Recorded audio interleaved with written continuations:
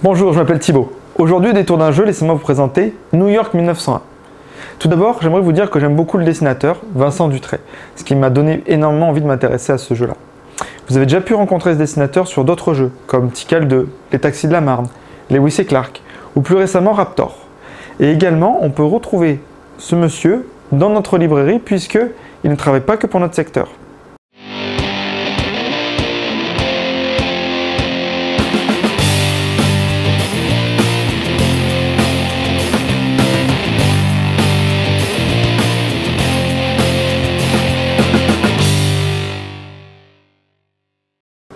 New York 1901 est sorti l'année dernière, en 2015. C'est édité chez Blue Orange. C'est annoncé pour des parties de 2 à 4 joueurs, pour une durée de 30 à 60 minutes. Alors je dirais que les parties durent plutôt autour d'une heure, plus ou moins 10 minutes. Un point qui mérite d'être signalé. Blue Orange nous a fait un super thermomoulage. D'habitude ils sont moches et je les jette à chaque fois. Pour le coup, je suis content de le garder. Quand on ouvre la boîte, on se dit « Waouh, ça ressemble à Blocus !» Quand on regarde le reste du matériel et la mise en place, on se dit « Waouh, ça ressemble aux Aventuriers du Rail !» Et quand on joue, on se dit « Rien à voir !» En fait, c'est un vrai jeu à part entière. Qui a un plateau magnifique. Vas-y, montre l'arrière aussi. Effectivement, l'arrière est très beau aussi.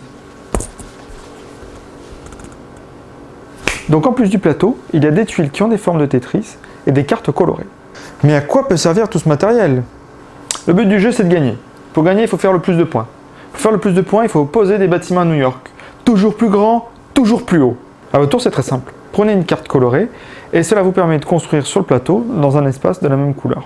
Cela permet de réserver un terrain constructible dans New York. Et ensuite, vous pouvez placer une tuile sur les emplacements que vous possédez. Chaque tuile possède une valeur en points. Placer cette tuile vous permet de gagner autant de points. Et chaque joueur commence avec le même set de tuiles. Je me pose une question. Arrête, tu sais que tu te fais du mal. En fait, je me pose deux questions. Première question, à quoi servent les symboles bronze, argent et or? Seconde question, on doit avoir 3 fois plus de tuiles que ce qu'il y a d'emplacement sur le plateau.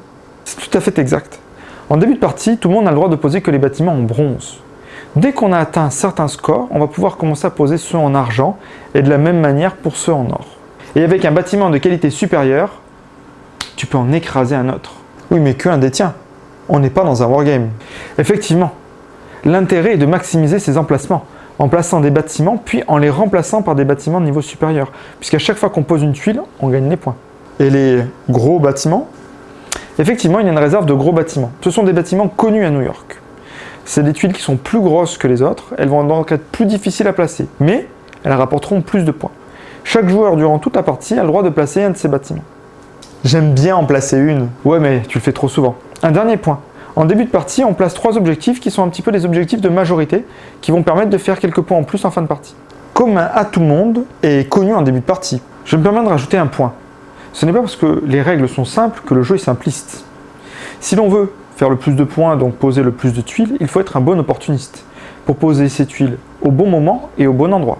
C'est l'heure du résumé. Pour ma part, en tant que fan du matériel et de la mécanique du jeu, je donne mon étoile. Certes, ce n'est pas un gros jeu, mais pour moi qui suis joueur, il y a quand même des coups à réfléchir et de belles choses à faire. Tout cela au format d'1 heure, moi je donne mon étoile. Moi qui ne joue pas souvent, je suis content de voir que les règles sont simples, le matériel est très attrayant, et même sans faire une grosse partie, on s'amuse. Du coup, je donne mon étoile. Tout ne peut pas être génial. Je n'ai eu aucune chance avec le tirage des cartes. Je n'ai jamais pu construire quand je le voulais, là où je le voulais. Alors rouge vous dira que je suis un mauvais opportuniste, et noir que le hasard c'est ce qui permet au jeu de se renouveler. Pour autant, j'ai eu quand même des moments de frustration. Alors du coup, je ne donnerai qu'une demi-étoile. Voilà, j'espère que cette vidéo de New York 1901 vous a fait comprendre pourquoi je l'ai ramené des scènes dans ma valise.